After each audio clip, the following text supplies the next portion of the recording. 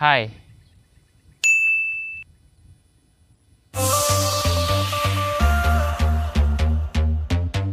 Assalamualaikum warahmatullahi wabarakatuh. My name is Fadli and welcome back to my channels.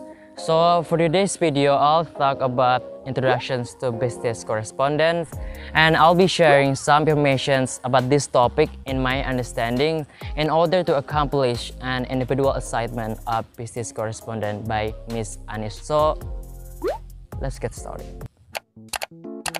First of all, before it goes more deeper, I'll be sharing the definition of business and correspondent itself. So first off, what's business? According to Kate and Carlo, business is a sum of all activities involved in the productions and distributions of goods and services for private profit.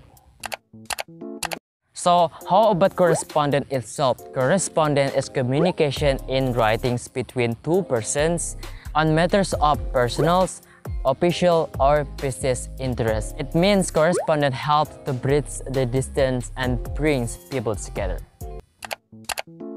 So how about business correspondence? It refers to business communications through the actions of letters, memo, faxes, and emails.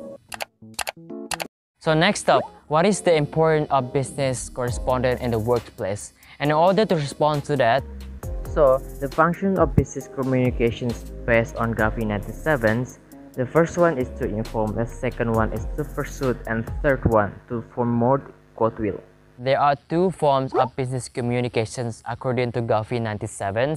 The first one is internal communications and second one is external communications.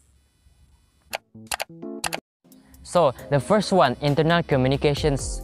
So internal communications is communications between superiors, co-worker, and or subordinate. The key functions are A. Issues and clarify procedures and policies. B. Inform of management progress. C. Pursue employees of management to make changes or improvement. D. Coordinate activities and assistance. D. Evaluate, compliment, reward, and discipline employees. And last but not least, get to know individuals personally. Second, external communication.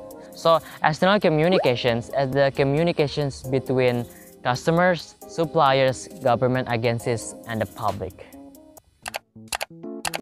So the key functions of external communications are A. Answer inquiries about product or services. B. Pursue customer to buy product or services. C. Clarify supplier specifications and quality requirements. D. Issue credit and collects bills. E. Respond to regulatory agencies. And last but not least, promote a positive image of the organization. Alright, now I'm going to sharing about the flow of organizational communications. Based on ONSEN 2005, there are two flow of communicational. The first one is vertical and second one is horizontal. In the vertical communication flow, there are downward communication flow and upward communication flow. So downward communication flow simply means the order from the top and then make it in the way down. For example, from director to manager and to employees. So the flow is like this, from the top to down. And the second is upward communications flow. Upward communications flow simply means the flows from lower level to the highest level. Now we'll talk about the horizontal communications flow. You can look at the button here. So horizontal communication flow simply means the if we define that horizontal communication flow, it's simply defined as when the employees in the same level are interacts. And there are 7 characteristics of an effective business correspondence. Number 1 is clear. Number 2 is concise. Number 3, correct. Number 4, coherence. Number 5, complete. Number 6, concrete. And last, convincing. Alright guys, now I'll talk about the types of business letter. So the first one is sales letter. So sales letter is the piece of direct email to pursue the reader to buy product or services. The purpose of sales letter is to get the reader to do something. You can look at the example here. Alright, now the second one. Second one is sales letter. So sales letter are sent by a customer to order goods or services to manufacture. You can look the example here. Alright. Now the third one. So complaint letter is written by someone to report a bad experiences or situations. And the example here. Okay.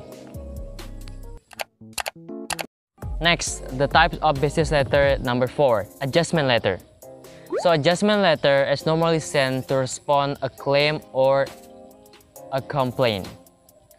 You can look the example here. Okay. Next type of business letter number 5, inquiry letter. So the purpose of inquiry letter is for asking something for the recipients. Make sure you put your email or phone number in this letter. You can look the example here. Alright. So type of business letter number 6, follow-up letter. So follow-up letter are usually sent after. This could be a sales of department thanking a customer for an order. Type of business number 7, letter of recommendations or LOA. This type of letter is usually from previous employer or professor, and it describes the sender's relationships with an opinion of the job seekers. 8. Acknowledgement letter. So acknowledgement letter act as simple receipts. Business sends them to let others know what they have received of prior communications, but actions might or may not have taken place. And the 9th, cover letter. So cover letters usually accompany a package, report, or other merchandise. And last but not least, type of business letter number 10, letter of resignations. So when an employee in the company plans to quit the job, this letter usually sends to his or her manager as informed that this is the last day of the employee will be. Okay, that's all video for today.